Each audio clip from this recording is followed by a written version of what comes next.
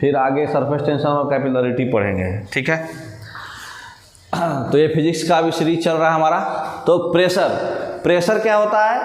कोई भी unit area में आप जो फोर्स लगाते हैं, बल जो यूनिट एरिया में फोर्स लगाते हैं वो क्या होता है? प्रेशर कहलाता है। जैसे इसका ऐसा यूनिट होता है पास्कल, फोर्स का यूनिट क्या होता है? न्यूटन, एरिया का मीटर स्क्वायर, तो ये क्या हो जाएगा? न्यूटन पर मीटर स्क्वायर। तो न्यूटन पर मीटर स्क्वायर क्या होगा? पास्कल होगा। प्रेशर एक स्केलर क्वांटिटी है। देखिए ये तो वेक्टर क्वांटिटी था लेकिन ये स्केलर था, तो वेक्टर बाई स्केलर क्वांटिटी होता है। तो फोर्स जो है इसको हम लोग थ्रस्ट भी करते हैं अगर वो 90 डिग्री पे लगे। तो कोई सरफेस पे अगर फोर्स आप लगा रहे हैं तो सरफेस के परपेंडिकुलर होगा तो वो फोर्स को हम लोग थ्रस्ट बोलते हैं। तो थ्रस्ट कुछ अलग नहीं है, ये फोर्स ही है, खाली कंडीशन यही है कि ये सरफेस के 90 डिग्री पे लगा हुआ है। ये भी एक फोर्स ही है, ठीक है। तो ये force is also known as thrust. अगर वो 90 डिग्री सरफेस के 90 डिग्री पे लगेगा तो उसको हम थ्रस्ट बोल देते हैं, ठीक है। तो फोर्स जो है वेक्टर क्वांटिटी होता है। देखिए आगे क्लियर समझा हुआ है। नेक्स्ट देखिए, ये बॉडी है आपका, इधर हम कोई एंगल पे फोर्स लगाए ये यूनिट एरिया में, तो जितना एरिया हम अगर 1 मीटर स्क्वायर लेंगे तो जितना फोर्स लगेगा वो प्रेशर के बराबर होगा, ठीक है। प्रेशर बराबर फोर्स अपॉन एरिया। ऐसा यूनिट क्या हो जाएगा? न्यूटन पर मीटर स्क्वायर। बोले तो इसको पास्कल बोलते हैं, जिसको डिनोट करते हैं PA से, है ना। तो ये स्केलर क्वांटिटी है, हिंदी में बोलते हैं अदिश राशि, है ना। अगर फोर्स को हम सरफेस के 90 डिग्री पे लेंगे तो ये फोर्स को क्या बोलेंगे? थ्रस्ट बोलेंगे, ठीक है। तो ये थ्रस्ट प्रेशर बराबर फोर्स अपॉन एरिया, चाहे थ्रस्ट अपॉन एरिया, ठीक है। तो समझ में आ गया? दाब फोर्स वेक्टर क्वांटिटी है लेकिन प्रेशर हमारा स्केलर क्वांटिटी है। नेक्स्ट, प्रेशर का एप्लीकेशन बताइए। जितना भी बड़े बड़े बैग्स है चाहे सूटकेस है उसमें हैंडल बड़ा क्यों रखते हैं? ताकि एरिया बढ़ जाए। एरिया बढ़ने से प्रेशर क्या हो जाएगा? कम हो जाएगा, force upon area. Railway track जो है बड़ा बड़ा वुडन स्लीपर पे क्यों बिछाया जाता है?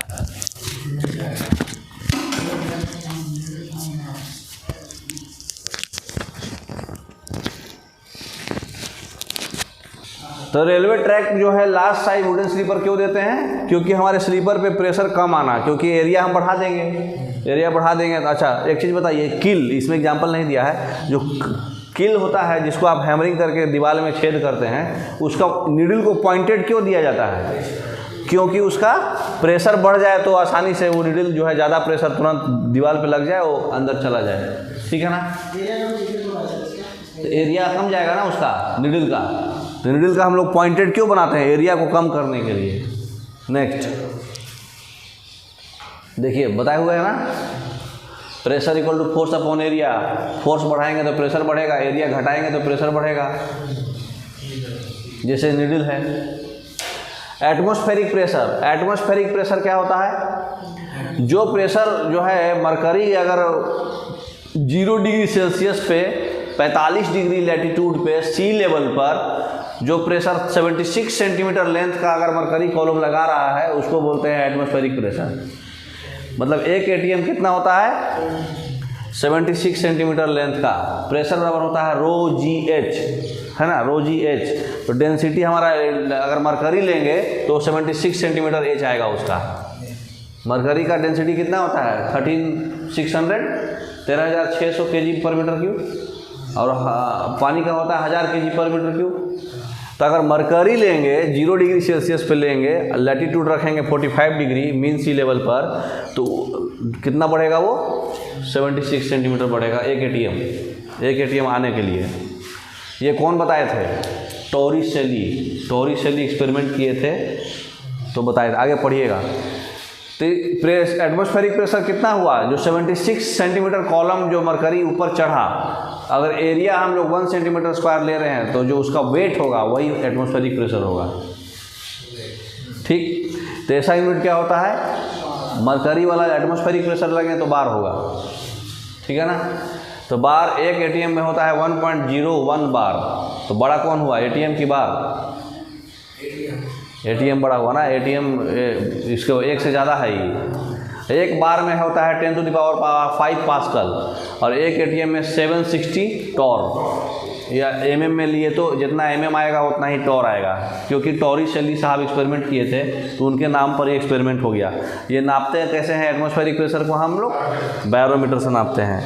नेक्स्ट, तो बैरोमीटर क्या प्रिडिक्शन करता है हमारा, अचानक से बैरोमीटर का जो सडन फॉल हुआ, अगर अचानक से सडन फॉल हो रहा है बैरोमीटर रीडिंग में, इसका मतलब कि आंधी आएगा, स्टॉर्म आएगा। सडन फॉल हो रहा है बैरोमीटर रीडिंग में, इसका मतलब कि स्टॉर्म आएगा, आंधी आएगा। अगर स्लो फॉल हो रहा है, इसका मतलब कि रेनफॉल आएगा। फॉल हो रहा है तो इसका मतलब कुछ ना कुछ तो होगा। अच्छा, स्लो राइज हो रहा है, इसका मतलब कि वेदर क्लियर है। राइज हो रहा है तो वेदर क्लियर है, लेकिन फ्लो हो रहा है, फॉल हो रहा है तो स्लोली हो रहा है तो रेनफॉल है, बहुत तेज़ी से हो रहा है मतलब आंधी तूफान आएगा। ठीक है, तो बैरोमीटर रीडिंग से आप जो है वेदर का प्रेडिक्शन कर सकते हैं।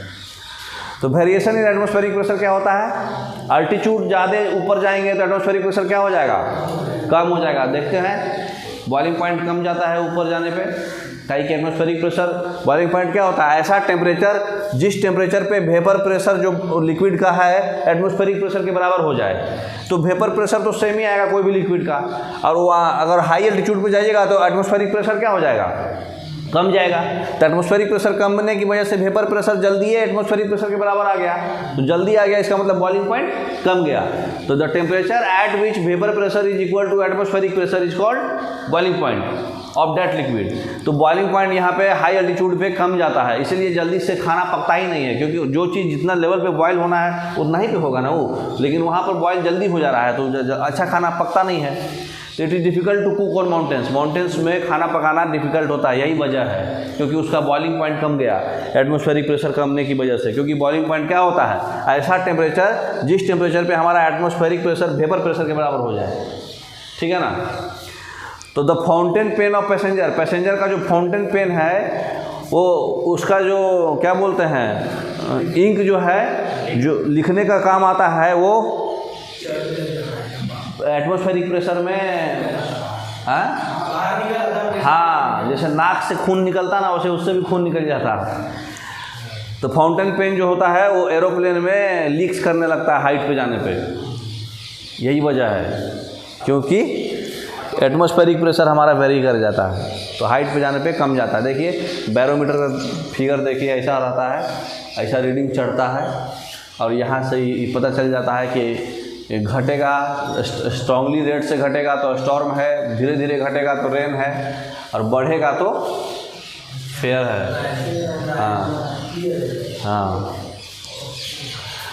लिक्विड का प्रेशर क्या होता है, यूनिट एरिया जो होता है, कोई भी कंटेनर का हम वॉल ले रहे हैं, उसका जो दीवार है उसका एरिया अगर यूनिट ले रहे हैं, एक ले रहे हैं, मॉलिक्यूल्स जो लिक्विड के द्वारा प्रेशर लगा रहा है, फोर्स लगा रहा है, तो वो प्रेशर कहलाएगा, है ना। फोर्स अपॉन एरिया, यहाँ पर एरिया क्या रहेगा, वॉल का एरिया, बेस का वॉल, बेस का वॉल लगाएगा कौन, लिक्विड का मॉलिक्यूल्स।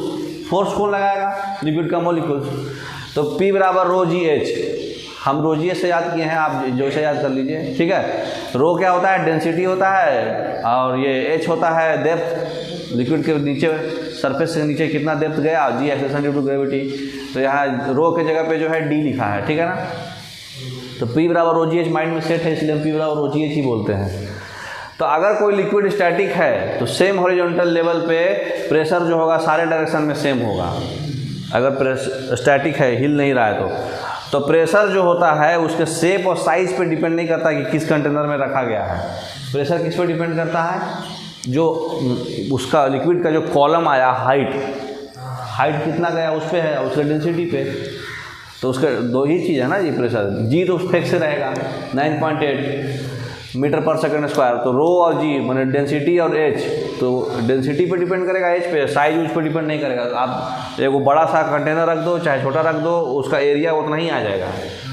तो मतलब एच जो है उससे वेरी नहीं करेगा, एच उतना ही आएगा सबका, चाहे बड़ा रखो चाहे छोटा रखो, मतलब उसके वॉल्यूम पे डिपेंड नहीं कर रहा है वो। नेक्स्ट देखो, यहाँ रखा हुआ है मैटर का, यहाँ लिक्विड था भरा हुआ पूरा, तो यहाँ पर डेंसिटी जो है हम लोग जब करेंगे तो ये देखो प्रेशर किसको बोलते हैं, जो इसका बेस के वाल पे जो इसका मॉलिक्यूल्स प्रेशर लगा रहा है, फोर्स लगा रहा है, यही फोर्स पर यूनिट एरिया वाल का है ना, ये बेस का वाल है ना। तो ये जो मॉलिक्यूल्स प्रेशर लगा रहा है यही प्रेशर होगा, ये कितना हाइट ऊपर चढ़ेगा तो प्रेशर बराबर रो जी एच होता है ना, डेंसिटी, तो ये जो हाइट जितना चढ़ेगा वही रो जी एच हो जाएगा।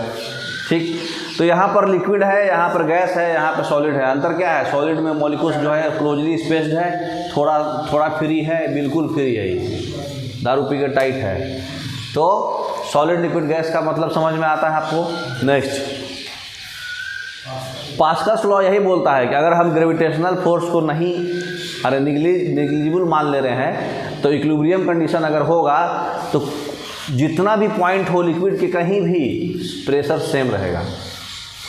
ठीक है, अगर हम एक्सटर्नल प्रेशर अप्लाई करते हैं उस फ्लूइड पे, ठीक है, तो वो जो है सीधा सीधी ट्रांसमिट होकर के प्रत्येक डायरेक्शन में ट्रांसमिट होगा। जैसे हाइड्रोलिक लिफ्ट है, हाइड्रोलिक प्रेस है, हाइड्रोलिक ब्रेक है, जैसे पास्कल्स लॉ पे काम करता है।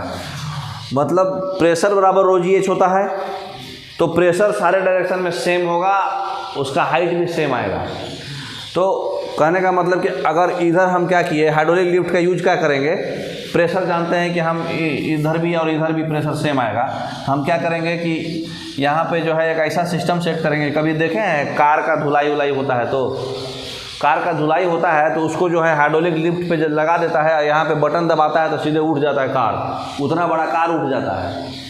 क्यों उठ जाता है, क्योंकि इधर का हाइट और उधर का हाइट सेम ही आएगा। अगर हम इसका एरिया कम कर दें, अगर हम इधर का एरिया पतला कर दें और इधर का एरिया मोटा कर दें, ठीक है, जैसे कार वाला पोर्शन है, तो एरिया मतलब हाइट तो सेम ही आएगा। पास्कल्स लॉ बोला था कि कोई भी पॉइंट हो, सारा पॉइंट पे हाइट सेम आएगा। तो एक तरफ एरिया कम कर दे, एक तरफ एरिया ज़्यादा कर दे, फिर भी हाइट दोनों में सेम ही बढ़ेगा पास्कल्स लॉ के अनुसार। तो इसी का यूज करके हम लोग क्या करते हैं कि इधर हमको कम एनर्जी लगता है, इलेक्ट्रिकल एनर्जी से एरिया कम कर देते हैं, इधर ज़्यादा एरिया बोलो तो कार रख दे, चाहे ट्रेन रख दे, चाहे कुछ भी रख दे, वो उतना ही प्रेशर से उसको भी उठा देगा। तो हम कम एरिया में हमको कम फोर्स लगाना पड़ा, इधर हम कम फोर्स में ज़्यादा माल उठा दिए ऊपर, क्योंकि हाइट सेम चढ़ेगा वो। तो हाइड्रोलिक लिफ्ट हो, हाइड्रोलिक प्रेस हो, हाइड्रोलिक ब्रेक हो, जो ट्रेन व्रेन में ब्रेक रहता है, हाइड्रोलिक ब्रेक से काम करता है, क्योंकि पता है कि उसको प्रेशर सेम ही लगेगा पूरे पॉइंट पे। तो प्रेशर कभी भी मतलब पूरे डायरेक्शन में सेम होता है। प्रेशर जो है सिर्फ और सिर्फ किस पर डिपेंड करता है, डेंसिटी ऑफ द मटेरियल पर, शेप साइज पर डिपेंड नहीं करता। नेक्स्ट, जैसे एग्जांपल दिया है, देखो अगर आप एक बॉल को प्रेस करोगे यहाँ, तो सब डायरेक्शन में उसको उतना ही प्रेशर फील होगा। जैसे पिस्टन है, पिस्टन जानते हैं, जैसे सिरिंज है, सिरिंज में हम लिक्विड भर के इसको दबाते हैं ना, वैसे ही मान लो दबा रहा है, तो नीचे से इसको दबा रहा है, तो ये लोग ऊपर जैसे तैसे रैंडमली जो पार्टिकल्स है उसको चाहेगा रोकना, लेकिन जब दबाएगा ना तो कहीं भी कोई भी पॉइंट पे जो है एक पर्टिकुलर कहीं भी हाइट पे ले लो, सारे पॉइंट पे सेम प्रेशर होगा। ठीक है ना, तो प्रेशर यही बोलता है कि सारे पॉइंट पे, जैसे हम इस पॉइंट पे दबाए तो सारे डायरेक्शन में सेम प्रेशर होगा। ठीक है ना। मेल्टिंग पॉइंट और बॉइलिंग पॉइंट में क्या इफेक्ट होगा, मेल्टिंग पॉइंट जो होता है फ्यूजन जब होगा तो बढ़ जाता है प्रेशर बढ़ाने से, तो मेल्टिंग पॉइंट जो होता है बढ़ जाएगा। जैसे एग्जांपल वैक्स जानते हैं, मोम में क्या होगा, जो चीज़ फ्यूज होने के बाद एक्सपैंड हो रहा है उसमें बढ़ जाएगा मेल्टिंग पॉइंट, और जो चीज़ फ्यूज होने के बाद कॉन्ट्रैक्ट हो रहा है, सिकुड़ रहा है, तो उसमें घट जाएगा। जैसे आइस, तो आइस का मेल्टिंग पॉइंट घट जाएगा प्रेशर बढ़ाओगे तो, क्योंकि ये क्या हो रहा है, आइस में हम प्रेशर बढ़ाएंगे तो ये क्या हो जाएगा, आइस जब ठंडा होता है तो आइस क्या होता है, कॉन्ट्रैक्ट होता है। तो जो सब्सटेंस ठंडा होने समय कॉन्ट्रैक्ट होगा वो सब्सटेंस का वो मेल्टिंग पॉइंट उसका प्रेशर बढ़ाने पे घटेगा, और अगर रिलैक्स होगा तो उसका बढ़ेगा। जैसे वैक्स है, वैक्स में अगर ज़्यादा प्रेशर दोगे तो ये और फैलता है, मतलब फ्यूजन जब होता है वैक्स का तो ये फैलता है ना, मोमबत्ती को देखे हैं ना, फैलता है। तो अगर एक्सपैंड होगा तो डायरेक्टली प्रोपोर्शनल, कॉन्ट्रैक्ट होगा तो इनवर्सली प्रोपोर्शनल। ठीक है, तो बॉइलिंग पॉइंट सब सब्सटेंस का प्रेशर बढ़ाओ बढ़ेगा। मेल्टिंग पॉइंट में लोचा है, लेकिन बॉइलिंग पॉइंट में कोई लोचा नहीं है। बॉइलिंग पॉइंट बढ़ेगा ही प्रेशर बढ़ाने पे, क्योंकि प्रेशर बढ़ा रहे हैं तो एटमॉस्फेरिक प्रेशर बढ़ रहा है, और एटमॉस्फेरिक प्रेशर बढ़ेगा तो उसका बॉइलिंग पॉइंट बढ़ेगा। है ना। बॉइलिंग पॉइंट क्या होता है, ऐसा टेम्परेचर जिस टेम्परेचर पे उस लिक्विड का वेपर प्रेशर एटमॉस्फेरिक प्रेशर के बराबर हो जाए। अब आप एटमॉस्फेरिक के प्रेशर बढ़ा दे रहे हैं तो बॉइलिंग पॉइंट भी तो बढ़ेगा ना, ज़्यादा टेम्परेचर लगेगा उसको करने में, समझ रहे हैं।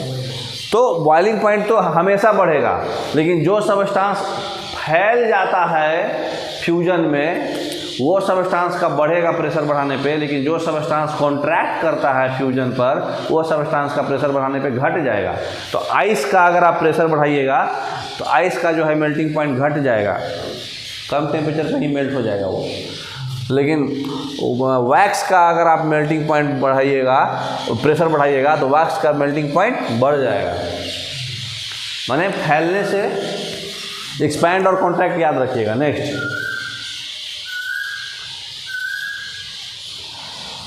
तो हमारा प्रेशर चैप्टर खत्म हो गया, ठीक है। प्रेशर से देखिए प्रीवियस ईयर क्वेश्चंस क्या आया, PYQ मतलब प्रीवियस ईयर क्वेश्चंस है। With what do you divide thrust in a liquid to obtain the value of pressure. Thrust को किस चीज़ से डिवाइड करिएगा तो आपको प्रेशर मिलेगा, एरिया से। थ्रस्ट क्या है, फोर्स है, तो force upon area. Which one among the following measures the same quantity as that is measured by the SI unit pascal. कौन सा चीज़ जो है ये सेम क्वांटिटी नापता है जो पास्कल नापता है, टॉर। टॉर जो आपका आता है ना 760 टॉर, वो पास्कल में बताता है। What is the SI unit for measuring pressure. Pressure नापने के लिए SI यूनिट क्या है, पास्कल, 1 न्यूटन पर मीटर स्क्वायर। अब आ जाइए फ्लोटेशन। बोले तो सरफेस टेंशन और विस्कोसिटी और कैपिलरिटी। फ्लोटेशन पढ़े हैं ना, बेयोंसी और फ्लोटेशन। बैक करिए, एक थोड़ा लिक्विड के बारे में डाला गया है। देखिए इसमें क्या है, ये दिख नहीं रहा क्लियर, लेकिन देखिए ये कंटेनर है, इसमें पानी भरा हुआ है। इस ऑब्जेक्ट का जो वेट है उसको हम नीचे पानी की तरफ घुसा रहे हैं। तो ये पानी को जितना भी जाएगा अंदर उतना पानी को बाहर उड़ेलेगा। तो जितना वॉल्यूम जो है इस ऑब्जेक्ट की वजह से डिस्प्लेस होगा उसको बोलते हैं वॉल्यूम ऑफ डिस्प्लेस फ्लूइड। वो जो है बॉयेंट फोर्स के बराबर होगा, क्योंकि वो नीचे फोर्स लगाएगा तभी वो बाहर उड़ेलेगा। आप उसको वेट से अंदर घुसा रहे हैं तो ये बॉयेंट फोर्स की वजह से पानी बाहर डिस्प्लेस हो जाएगा। तो ये ऑब्जेक्ट का वॉल्यूम कितने के बराबर होगा, बॉयेंट फोर्स के बराबर। बॉयेंट फोर्स बोले तो वॉल्यूम ऑफ डिस्प्लेस फ्लूइड। ये कौन बोला था, आर्किमिडीज।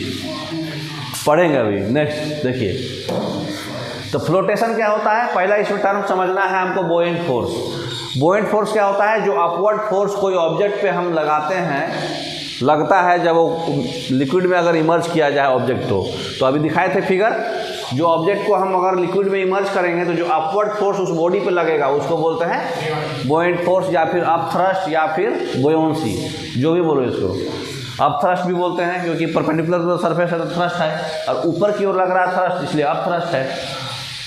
तो अप थ्रस्ट फोर्स है, बोयोंसी है।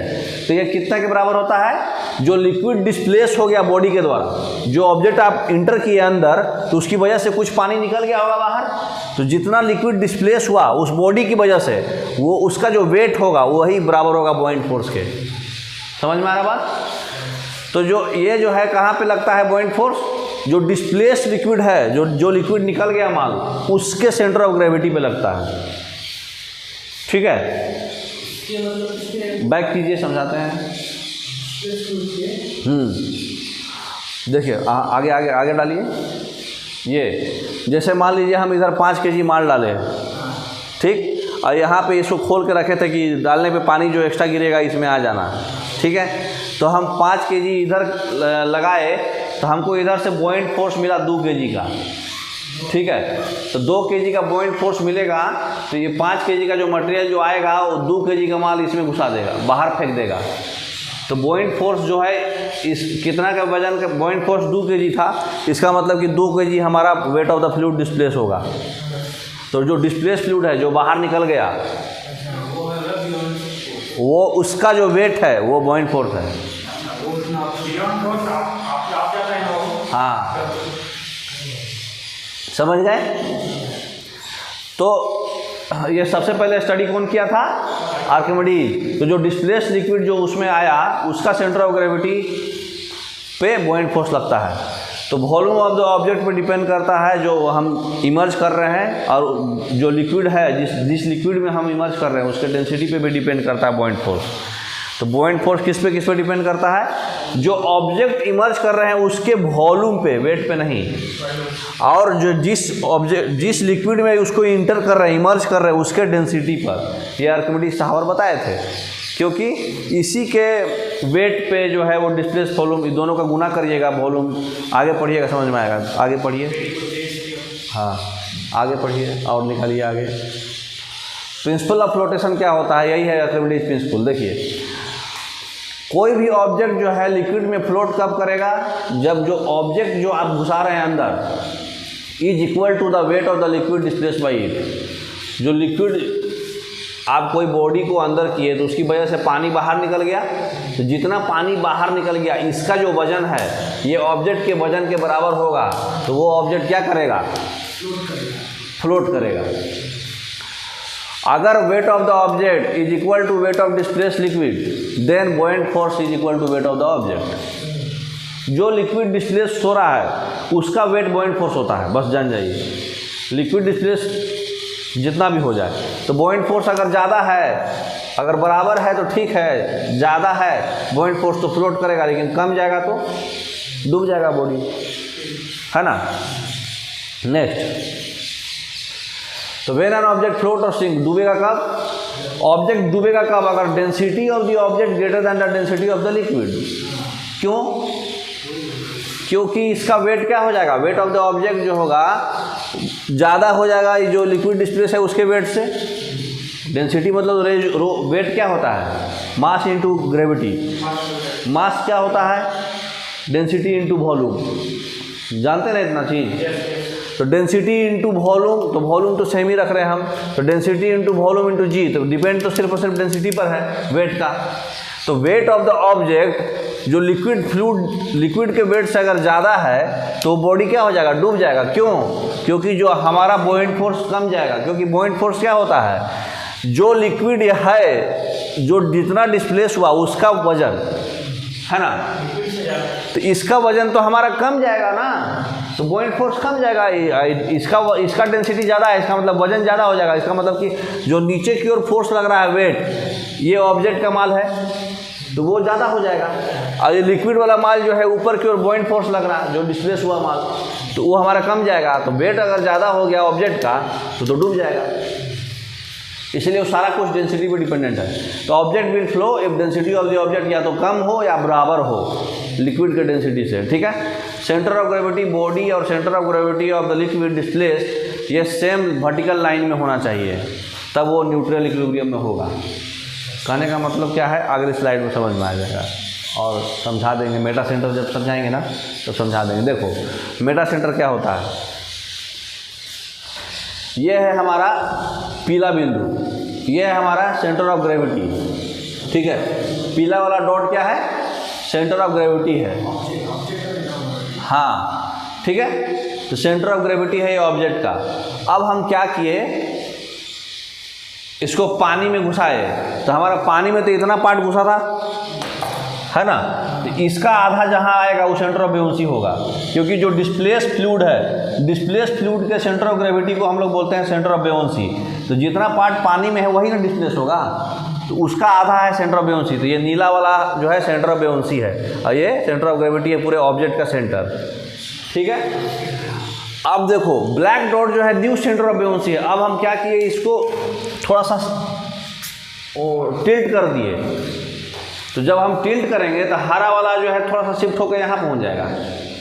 सेंटर ऑफ बेउंसी थोड़ा सा शिफ्ट होगा ना, क्योंकि टिल्ट करेंगे तो कितना डिस्प्लेस होगा फ्लूइड, वो भी हल्का सा कम बेसी होगा।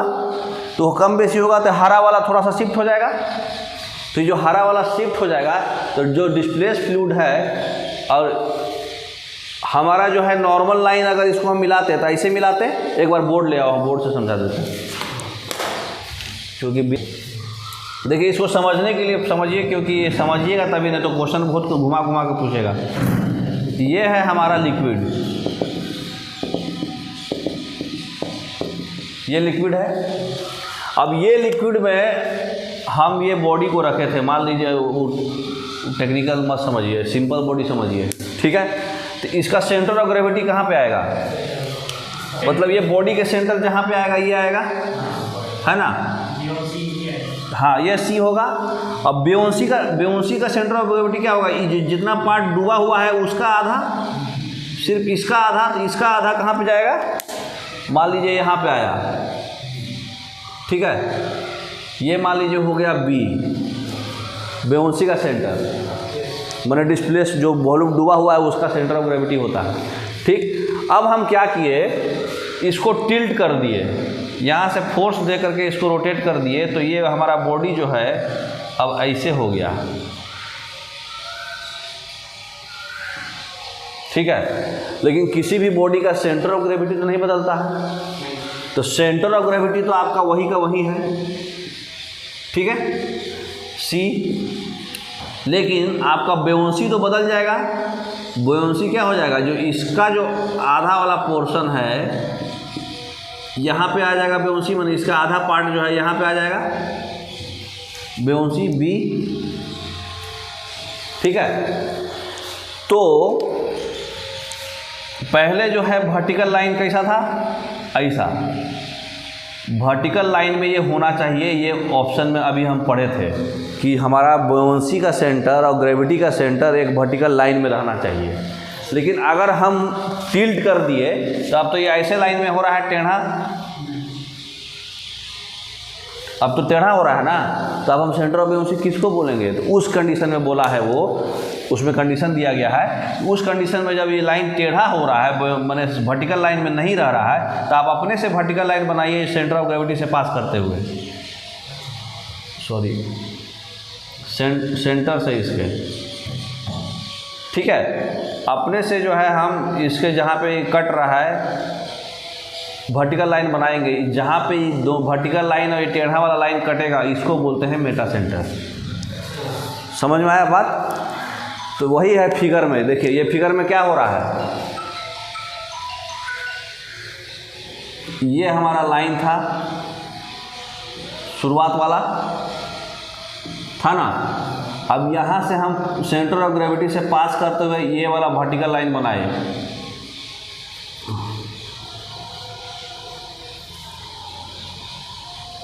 ये वाला इससे पास करते हुए वर्टिकल लाइन हम बनाए, ठीक है। तो यहाँ पे कटा, ये है मेटा सेंटर। समझ में आ रहा बात? जो टेढ़ा वाला इंक्लाइंड लाइन है, ठीक है, और जो वर्टिकल लाइन है वो जहाँ पे कटेगा वही आपका मेटा सेंटर होगा, ठीक है। समझ में आ रहा बात? वो फिगर में एक्चुअली वो दिखाए हुए है, लेकिन आपको वो दिख नहीं पा रहा है क्योंकि वो बहुत पतला लाइन दिया हुआ है। आगे वाले स्लाइड में है बताया हुआ, ठीक है। अब इसको हटा दीजिए, समझ में आ जाएगा आगे वाले स्लाइड में आपको। इसके बैक कीजिए, क्या लिखा हुआ है यहाँ, float body remains in equilibrium, हाँ, centre of gravity of body, ठीक है, और centre of gravity of liquid displace, मतलब वही buoyancy should be in same vertical line, जो पहला वाला कंडीशन हम बताए थे, सी और बी सेम लाइन में होना चाहिए, ठीक। समझ में आया बात? अब अगले स्लाइड में आइए, तब वो न्यूट्रल इक्विलिब्रियम कहलाएगा। अगर इक्विलिब्रियम हम खराब कर दिए, नेक्स्ट, अगर हम इक्विलिब्रियम खराब कर दिए, डिस्प्लेस हो गया, ठीक है, तब सेंटर ऑफ बेयोंसी क्या होता है, when a floating body slightly tilted from equilibrium position, equilibrium position से हम हल्का सा उसको टिल्ट कर दिए तो जो सेंटर ऑफ बेयोंसी है वो तो शिफ्ट हो जाएगा, है ना। And the point at which vertical line passing through the new position of centre of buoyancy meets with the initial line of called metacentre, जो दोनों से कटेगा उसको मेटा सेंटर बोलेंगे। देखिए नेक्स्ट स्लाइड में दिखाए हुए हैं, देखिए क्या हो रहा है इसमें देखिए, ये हमारा शुरुआत वाला लाइन था वर्टिकल, और नया पोजीशन हमारा जो है यहाँ पे शिफ्ट हो गया बेयोंसी, पहले बेयोंसी यहाँ था, बाद में यहाँ हो गया, तो न्यू पोजीशन से जो हम इसको मिलाते हुए जाएंगे सीजी को, तो जहाँ कटेगा यहाँ पे कट गया, न्यू पोजीशन से ये मिलाते हुए जो जा रहा है, तो यहाँ पे कटा तो ये मेटा सेंटर हो गया। समझ में आया बात? जैसे यहाँ पे देखिए सेंटर ऑफ ग्रेविटी है, तो ये वर्टिकल लाइन जो है अगर हम इससे लेंगे न्यू पोजीशन से, ये वाला पोजीशन से वर्टिकली ऐसे मिलाएंगे, और वो टेढ़ा वाला ही है, दोनों जहाँ कटेगा वो मेटा सेंटर होगा। तो बैक कीजिए, एक बार फिर से लाइन पढ़ लीजिए, कहाँ था?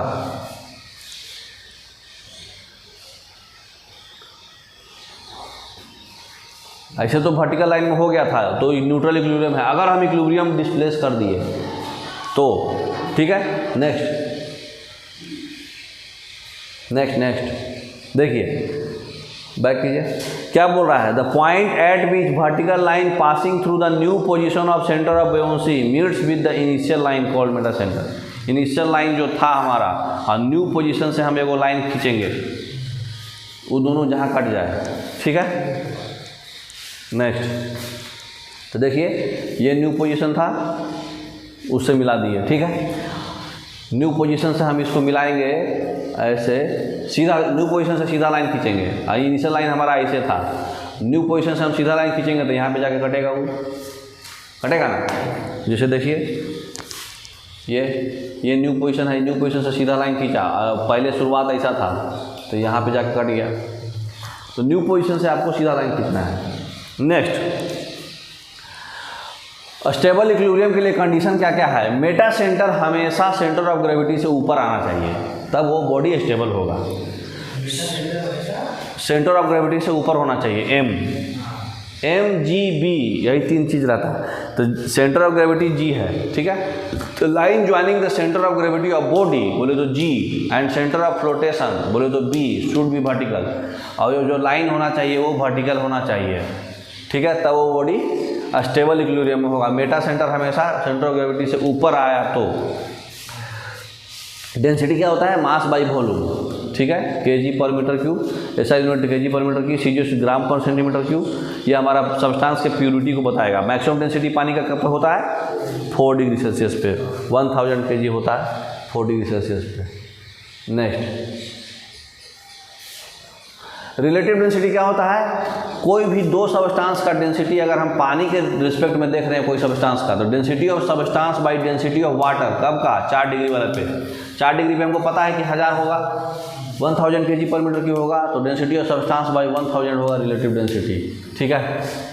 तो ये यूनिटलेस होगा क्योंकि दोनों डेंसिटी का रेशियो है ना। हाँ, इसको कौन नापा था? हाइग्रोमीटर से नापा जाता है रिलेटिव डेंसिटी। हाइग्रोमीटर से हमारा ये पता चलता है कि सब्सटेंस कितना हेवी है पानी के कंपेरिजन में, है ना, क्योंकि रिलेटिव बता रहा है। तो ये हाइग्रोमीटर से नापाता है। कुछ फैक्ट्स याद रखिए, हम लोग जो है सी वाटर में इजीली स्विम कर पाते हैं रिवर वाटर में। क्यों? रिवर वाटर के कंपेरिजन सी वाटर में आप आसानी से स्विम कर पाइएगा। क्यों? क्योंकि सी वाटर का डेंसिटी ज़्यादा होता है रिवर वाटर से। तो डेंसिटी ज़्यादा होता है तो आप जल्दी नहीं डूबिएगा, है ना। When ice floats in water, इसका 1/10 पार्ट जो है पानी से ऊपर ही रहेगा, ध्यान रखिएगा ये बात। When ice floating in water in a vessel melts, अगर पानी में जो है आइस जो है कोई वेसल में रखा हुआ है वो मेल्ट करेगा तो लेवल ऑफ वाटर जो है चेंज नहीं होगा। पानी का लेवल ऐसा नहीं है कि हाँ वो मेल्ट कर गया तो बढ़ गया, आखिर तो वही था ना, वॉल्यूम वही था ना, तो बढ़ेगा नहीं। नेक्स्ट, अब आ जाइए सरफेस टेंशन, ठीक है। सरफेस टेंशन क्या होता है? पहले उसके लिए समझने के लिए आपको कोहेसिव फोर्स समझना होगा। तो मॉलिक्यूल्स के बीच में जो फोर्स ऑफ अट्रैक्शन लगता है, सेम सब्सटेंस का मॉलिक्यूल है, 2 मॉलिक्यूल सेम सब्सटेंस का है, तो उसको बोलते हैं कोहेसिव फोर्स। अलग अलग सब्सटेंस रहेगा तो एडहेसिव फोर्स। तो 2 मॉलिक्यूल्स के बीच में, माने एगो यहाँ अगर कैल्शियम है, यहाँ भी कैल्शियम है, तो दोनों कैल्शियम के बीच में अगर जो फोर्स ऑफ अट्रैक्शन लग रहा है तो कोहेसिव फोर्स है। लेकिन यहाँ अगर कैल्शियम है, यहाँ मैग्नीशियम है, ये दोनों के बीच में जो फोर्स ऑफ अट्रैक्शन होगा उसको क्या बोलेंगे? Adhesive force. तो सब्सटेंस अगर बदल गया तो एडहेसिव फोर्स। तो सेम सब्सटेंस है तो कोहेसिव फोर्स। तो कोहेसिव फोर्स हमेशा सॉलिड में ज़्यादा होता है, इसलिए इसका फिक्स शेप होता है, और गैस में बहुत कम होता है कोहेसिव फोर्स, इसलिए उसका फिक्स शेप नहीं होता है। नेक्स्ट, तो सरफेस टेंशन क्या होता है? ऐसा प्रॉपर्टी जिससे लिक्विड का जो टेंडेंसी है वो मिनिमम सरफेस एरिया कर दे उसको।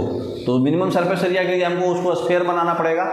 तो हमेशा एक टेंशन की तरह, स्ट्रेच इलास्टिक मेम्ब्रेन की तरह वो बिहेव करेगा, इसकी वजह से वो स्फीयर बनाएगा। तो मिनिमम एरिया होना चाहिए, मिनिमम सरफेस एरिया। तो मिनिमम सरफेस एरिया, अगर कोई भी चीज़ का टेंडेंसी हो रहा है, टेंशन में है वो बॉडी, तो प्रॉपर्टी होता है सरफेस टेंशन। तो लिक्विड ड्रॉप जो है स्फेरिकल क्यों होता है? सरफेस टेंशन की वजह से, क्योंकि स्फीयर का सरफेस एरिया मिनिमम होता है कोई पर्टिकुलर वॉल्यूम के लिए, इसलिए सर्कुलर लिक्विड ड्रॉप जो है सर्कुलर होता है। नेक्स्ट, तो कोहेसिव फोर्स देख रहे हैं, सारे सेम सब्सटेंस में जो फोर्स लग रहा है। नेक्स्ट, तो सरफेस टेंशन को हम लोग मेजर कैसे करते हैं? Normal force per unit length, वहाँ एरिया था ना प्रेशर, यहाँ फोर्स पर यूनिट लेंथ होगा, वो भी कहाँ का? Either side of imaginary line drawn on the free surface of liquid and tangential to the free surface. मतलब जो लेंथ होगा वो साइड का पोर्शन का होगा और वो सरफेस के टेंजेंशियल पोर्शन का होगा। जो सरफेस है वो सरफेस, जैसे मान लीजिए यहाँ पे वो है, यहाँ पे कंटेनर है, तो कंटेनर का ये वाला पोर्शन साइड वाला जो सरफेस के टेंजेंशियल होना चाहिए। कैसा होना चाहिए? फ्री सरफेस जो है लिक्विड का, जो फ्री सरफेस है और tangential to the free surface, मतलब फ्री सरफेस ऐसे होगा और tangential to the free surface ऐसे होगा। तो ये दोनों में जो इमेजिनरी लाइन जो हम लोग बनाएंगे दोनों साइड का इमेजिनरी लाइन, उसको हम लोग बोलते हैं लेंथ। तो वो लेंथ लेना है, तो फोर्स अपॉन लेंथ माने साइड लाइन वाला। मतलब जो कंटेनर का अगर हम ये कंटेनर है तो ये पोर्शन का लेंथ, ठीक है ना, माने ये लेंथ नहीं लेना है, ये लेंथ, ठीक है। सरफेस का टेंजेंशियल वही होगा ना, वो तो लिक्विड का टेंजेंशियल हो गया। Work done in increasing the surface area of liquid by unit under isothermal condition is also called surface tension. हाँ, अगर कह रहा है कि कोई भी लिक्विड का सरफेस एरिया हम बढ़ाएंगे, ठीक है, एट पर्टिकुलर टेम्परेचर, माने आइसोथर्मल मतलब कांस्टेंट टेम्परेचर, आइसोथर्म बोले तो कांस्टेंट टेम्परेचर। तो कांस्टेंट टेम्परेचर पे किसी भी लिक्विड का सरफेस एरिया हम बढ़ाने के लिए जो काम कर रहे हैं उस काम को भी सरफेस टेंशन बोलते हैं। किसी भी लिक्विड का सरफेस एरिया हम बढ़ा रहे हैं काम करके, वर्क करके, तो वो वर्क क्या कहलाता है? सरफेस टेंशन, ठीक है। ऐसे फोर्स पर यूनिट लेंथ होता है, लेंथ कौन सा? साइड वाला लेंथ, ठीक। और अगर टेक्निकली बोला जाए तो किसी भी लिक्विड का सरफेस एरिया हम किसी वर्कडन करके जो बढ़ाएंगे, वो वर्कडन जो होगा वो क्या होगा? मतलब वर्कडन बाई एरिया, घुमा के यही बोला ना जी, वर्कडन अपॉन एरिया, W/A भी होगा सरफेस टेंशन, है ना। नेक्स्ट देखिए, ये सरफेस टेंशन दिखाए हुए हैं यहाँ। इमेजिनरी लाइन, ये लाइन टेंजेंशियल टू सरफेस, तो ये जो है साइड सरफेस का टेंजेंशियल, ये लाइन का लेंथ जो होगा, इमेजिनरी लाइन जो बीचों बीच मारा हुआ है, वो क्या होगा? ये जो वाइट वाला है, ये वाला लेंथ हमको सरफेस टेंशन देगा। नेक्स्ट, तो सरफेस टेंशन क्या होता है? फोर्स अपॉन लेंथ या फिर जूल अपॉन मीटर स्क्वायर, क्योंकि वर्क अपॉन एरिया भी होगा ना, तो जूल अपॉन मीटर स्क्वायर भी होगा और न्यूटन मीटर भी होगा। अच्छा, एक चीज़ याद रखिए कि सरफेस टेंशन बढ़ता घटता कैसे है। क्रिटिकल टेम्परेचर पे सरफेस टेंशन जीरो हो जाएगा। जिस टेम्परेचर पे सरफेस टेंशन जीरो होता है उस टेम्परेचर को बोलते हैं क्रिटिकल टेम्परेचर, ठीक। सरफेस टेंशन जो है टेम्परेचर बढ़ाने से घटेगा, उल्टा रिलेक्शन है इसका टेम्परेचर से, ठीक है। क्रिटिकल टेम्परेचर वही बता दिए, दो फेज एक के साथ एग्जिस्ट कर जाएगा, मतलब लिक्विड गैस एक के साथ उस टेम्परेचर पे होगा, तो उसको बोलते हैं क्रिटिकल टेम्परेचर। उस समय सरफेस टेंशन जीरो रहेगा, माने लिक्विड गैस इक्विलिब्रियम में है तो सरफेस टेंशन जीरो होगा, क्योंकि दो फेज आया उसमें, तो वो टेम्परेचर हो गया क्रिटिकल टेम्परेचर, और क्रिटिकल टेम्परेचर पर सरफेस टेंशन जीरो होता है। नेक्स्ट लास्ट टॉपिक आज का, कैपिलरी ट्यूब। कैपिलरी ट्यूब का कैसा रहता है? बहुत पतला होता है और यूनिफॉर्म दाया होता है ना। तो कैपिलरिटी क्या होता है? लिक्विड बढ़ रहा है या घट रहा है कैपिलरी ट्यूब में, उसको बोलते हैं कैपिलरिटी। या तो ऊपर चढ़े या तो नीचे जाए, है ना। तो जो हाइट ऑफ कैपिलरिटी है वो कैपिलरी ट्यूब के रेडियस पर डिपेंड करेगा। कैसे देखते हैं? 2t cos theta by ROG equal to surface tension, यही है कैपिलरी ट्यूब, है ना। नेक्स्ट, तो कैपिलरी ट्यूब जो है, कैपिलरिटी जो है लिक्विड के नेचर पे और सॉलिड के नेचर पे डिपेंड करता है। कैपिलरिटी जो है पतला ट्यूब होगा तो ज़्यादा होगा और चौड़ा ट्यूब होगा तो कम होगा, है ना। पतला होगा तो ज़्यादा ऊपर चढ़ेगा ना। तो लिक्विड जो ट्यूब के वाल को भिंगा दे वो क्या करेगा? चढ़ेगा ऊपर और मेनिस्कस उसका कनकेव बनेगा, तो एंगल ऑफ कॉन्टैक्ट उसका 90 से कम होगा, मिनिमम होगा। कैसा? भिंगा दे, ट्यूब के वाल को भिंगा दे, वेट कर दे, उसका ऊपर चढ़ेगा। लिक्विड डाइजेशन जो नहीं भिंगा पाएगा वो नीचे की ओर आएगा, तो जब नीचे आएगा तो मेनिस्कस कैसा होगा? ऐसे उल्टा, तो ऐसे उल्टा बोले तो कन्वेक्स और ऐसे बोले तो कनकेव, है ना। तो एंगल ऑफ कॉन्टैक्ट उसमें मैक्सिमम होगा, क्योंकि ऐसे होगा तो एंगल ऑफ कॉन्टैक्ट क्या होगा, 190 से ज़्यादा होगा। हाँ है ना। नेक्स्ट पेज में, नेक्स्ट। तो अगर कैपिलरिटी ट्यूब हम पानी में डालते हैं आर्टिफिशियल सैटेलाइट में, तो वाटर जो है दूसरे कैपिलरी ट्यूब के एंड तक जाएगा, क्योंकि उसका एपरेंट वेट 0 हो जाता है, जी 0 हो जाता है। तो जो हमारा जो क्या बोलते हैं बॉडी में जो हम अपना टॉवेल करते हैं ना, क्या करते हैं, पोंछते ना, वो सोख लेता। ये कैपिलरिटी का इफेक्ट है। तो मेल्टेड वैक्स जो है जब तक ले पूरा ऊपर तक चढ़ता है मेल्टेड वैक्स। हाँ, और जो हमारा बॉल पेन का एक्शन भी कैपिलरिटी के इफेक्ट से ही दिखाता है, ठीक है ना। हाँ, जाइलम फाइलम भी कैपिलरिटी से ही ऊपर चढ़ता है। देखिए फिगर से समझ जाइएगा। ये देखिए यहाँ पे क्या है, पानी है, यहाँ पे क्या है, मरकरी है। तो यहाँ पर देखिए फिगर में थोड़ा क्लियरिटी नहीं है। अच्छा इसमें दिख रहा है। इसमें क्या हो रहा है, यहाँ पे कौन सा है, ये कन्वेक्स है। इसका मतलब कि भींगा नहीं पाया है, तो भींगा नहीं पाएगा तो कन्वेक्स बनेगा। देखिए नीचे वाला, और ये ऊपर वाला ऐसे है कनकेव, ये वाला। तो लिक्विड से ऊपर चला गया है तो ये कनकेव बना रहा है, क्योंकि भींगा दिया। तो भींगाएगा तो कनकेव बनेगा, तो कनकेव बनेगा तो जो एंगल उसका कॉन्टैक्ट का होगा, देखो इसका जो एंगल जो हम बनाते हैं, एगो नीचे जाएगा एंगल और एगो उसके टेंजेंट जाएगा। इसके टेंजेंट जो होगा, ये एंगल जो है 90 से कम होगा, और यहाँ पे जो नीचे जा रहा है इसका जो टेंजेंट बनेगा वो तो 90 से ज़्यादा होगा। तो जब कन्वेक्स मेनिस्कस बनेगा तो एंगल 90 से ज़्यादा होगा। ये नहीं भींगा है। अब भींग गया है तो कनकेव मेनिस्कस बनेगा और एंगल 90 से कम होगा। ये सब ऑब्जेक्टिव क्वेश्चन है 1 नंबरिया। भींग गया है तो माल कम जाएगा, ठीक है ना। बस इतना याद रखो, ठीक है। नेक्स्ट,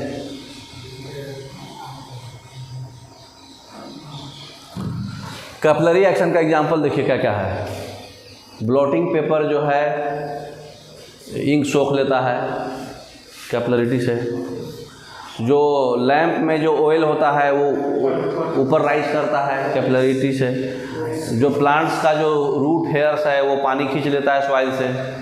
लॉस ऑफ वाटर के लिए सॉइल जो है टूटने लगता है फार्मर्स के द्वारा, तोड़ा जाता है फार्मर्स के द्वारा पानी को मेंटेन करने के लिए। अगर कैपिलरिटी ट्यूब हम पानी में डालते हैं तो उसका वाटर जो है दूसरे वाले ट्यूब तक चढ़ेगा, क्योंकि उसका वेट नहीं है, दूसरे वाले ट्यूब का वेट नहीं है, तो पूरे ऊपर तक चढ़ जाएगा। आर्टिफिशियल सेटेलाइट में अगर डालेंगे तो हमारा जो पोंछते हैं अथी से, टॉवेल से बॉडी को, फिर मेल्टेड वैक्स जो है ऊपर तक चढ़ता है। बॉल पेन का जो हम लिखते हैं, सब कैपिलरिटी का इफेक्ट है। मैंने खाली एग्जाम में यही पूछता है, तो याद रखिए। अगर कोई भी क्लीन और ड्राई नीडल को आप स्लोली जो है पानी के सरफेस पे रखिएगा तो ये जो है पानी में फ्लो करता है सरफेस टेंशन की वजह से। आप नीडल को रख के देखिए पानी के सरफेस पे, फ्लोट करेगा वो, है सरफेस टेंशन की वजह से। सरफेस टेंशन की वजह से उसको क्या करता है, वो उसको मैक्सिमाइज करता है एरिया को काम। अगर हम कोई सोप में डिटर्जेंट डालेंगे, चाहे सोप डालेंगे, तो सरफेस टेंशन आपका क्या हो जाएगा, कम जाएगा, तो क्लीनिंग एबिलिटी बढ़ जाएगा। सरफेस टेंशन की वजह से उसको फ्लोट करने लगाता है, तो हम अगर उसमें डिटर्जेंट डाल देंगे तो सरफेस टेंशन उसका कम जाएगा। सरफेस टेंशन डिटर्जेंट डालने से कम जाता है। सरफेस टेंशन टेम्परेचर से भी कमता है, डिटर्जेंट डालने से भी कमता है। तो डिटर्जेंट सोप से भी कमता है, तो सरफेस टेंशन अगर कम जाएगा तो पानी डूब जाएगा, अंदर डूबेगा तो उसको क्लीनिंग हो जाएगा उसका। तो जो सोप का बबल्स है वो बड़ा क्यों होता है, क्योंकि सोप जो है सरफेस टेंशन को कमा दिया, तो एरिया बढ़ गया। वर्क पर यूनिट एरिया होता है ना सरफेस टेंशन, तो वर्क पर यूनिट एरिया है, तो सोप को क्या करा, घटा दिया सरफेस टेंशन। तो घटेगा कब, जब एरिया बढ़ेगा तभी ना। सरफेस टेंशन क्या होता है, वर्क अपॉन एरिया। तो सरफेस टेंशन को कमा दिया है सोप और डिटर्जेंट, तो सरफेस टेंशन कमेगा कैसे, एरिया बढ़ेगा। तो इसलिए एरिया क्या हो जाता है, बबल्स का बड़ा हो जाता है अगर सरफेस टेंशन की वजह से। तो ये सब उसी का इफेक्ट है। ऑब्जेक्टिव क्वेश्चन अभी कल लगाएंगे पूरा, तो और क्लियर समझ में आएगा। अगर केरोसिन हम पानी में डालते हैं तो सरफेस टेंशन क्या होगा, घट जाएगा। जैसे मॉस्किटो का जो लार्वा है वो डूबने की वजह से मर जाता है,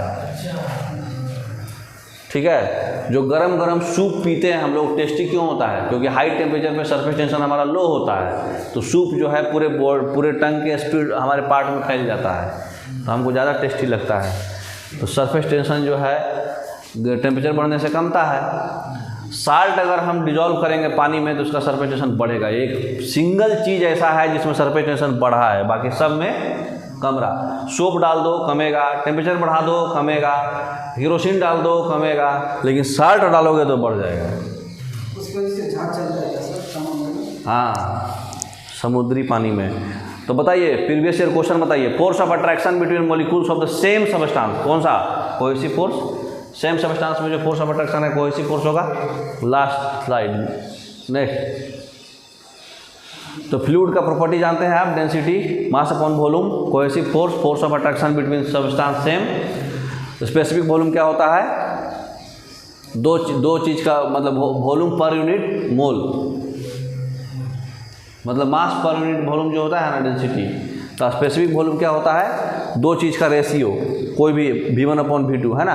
जैसे वेट का पढ़िएगा आगे हम। एडहेसिव फोर्स क्या आता है? Force of attraction between different substance. Waiting and non waiting अभी पढ़े कैपिलरिटी में। भिंगाएगा तो कनकेव मेनिस्कस 90 डिग्री से कम एंगल, और नॉन वेटिंग होगा तो कन्वेक्स मेनिस्कस 90 डिग्री से ज़्यादा angle of contact.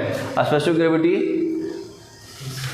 Ji, capital G से नोट करते हैं, 2.65 होता है सॉइल का। मतलब density of substance 1 upon density of substance water, दोनों का रेशियो रिलेटिव डेंसिटी का जस्ट सेम है, ठीक है ना। फिर है विस्कोसिटी, उसमें रिलेटिव डेंसिटी में क्या था? डेंसिटी था, इसमें क्या रहेगा? डेंसिटी के साथ जी अटैच रहेगा, रो जी। हाँ, weight of substance 1 upon weight of water. Viscosity आगे पढ़िएगा, सरफेस टेंशन अभी पढ़ लिए, वर्क अपॉन एरिया चाहे फोर्स अपॉन लेंथ, कंप्रेसिबिलिटी भी आगे पढ़िएगा, कैपिलरिटी अभी पढ़ लिए, ये सब आगे पढ़िएगा। तो ये फ्लूइड का हम लोग ऑलमोस्ट 60% 70% कवर अप हो गया। समझ में आया? तब क्वेश्चन लगाइएगा तो और ज़्यादा क्लियर होगा, तो कल हम लोग को पूरा क्लियर हो जाएगा। समझ गए? इसमें कोहेसिव फोर्स और सेम सब्सटेंस में हो रहा है। हाँ, सेम सब। धन्यवाद।